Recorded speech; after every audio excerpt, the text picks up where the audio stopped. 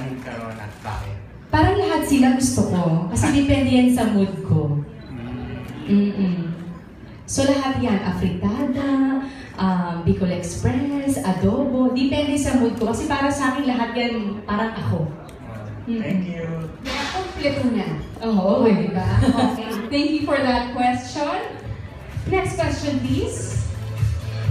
I saw someone raise their hand kanina. Lovely lady sa front. Questions to our friends from the press. Ayaw talaga nila. Now is the time to ask questions. Please go ahead. Asan ang ating mic? Ayan, nandito. So if you want to ask a question, please feel free. Ayan, meron. Dito sa ating gentleman in black.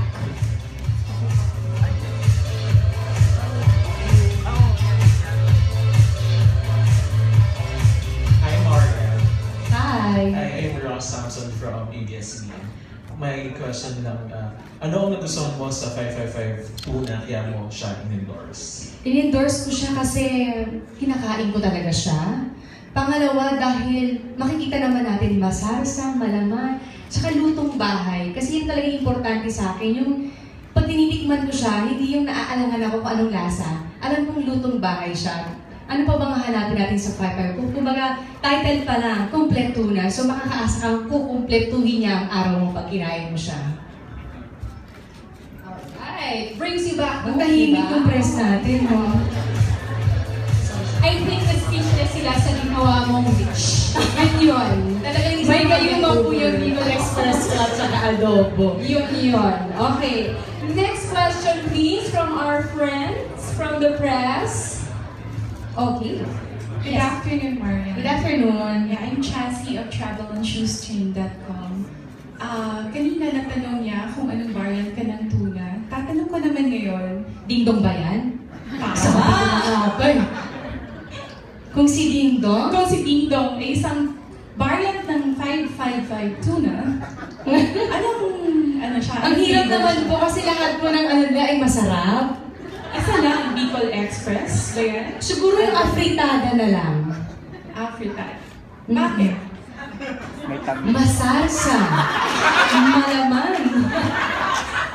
Kompleto na talaga siya.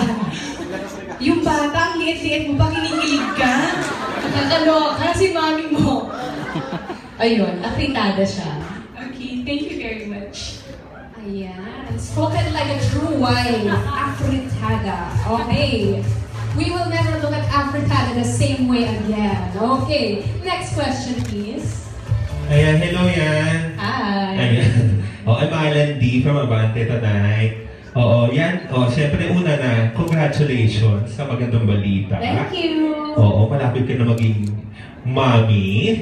Hindi. Bago yung ano na yun, tanong ko muna, hindi ka ba maselan ngayon sa kalagayan mo? Like, kumakain ka talaga ng mga fish at mga kung anik-anik na walang bawal, wala kang ayaw na food? We healthy ang fish. Wow, Tsaka syempre ano din, bilang unang pagbubuntis ko ito, syempre nagtatanaw ko sa OB ko kung anong mga dapat at hindi dapat. At hindi, pwede kong kainin ng 555. Wow!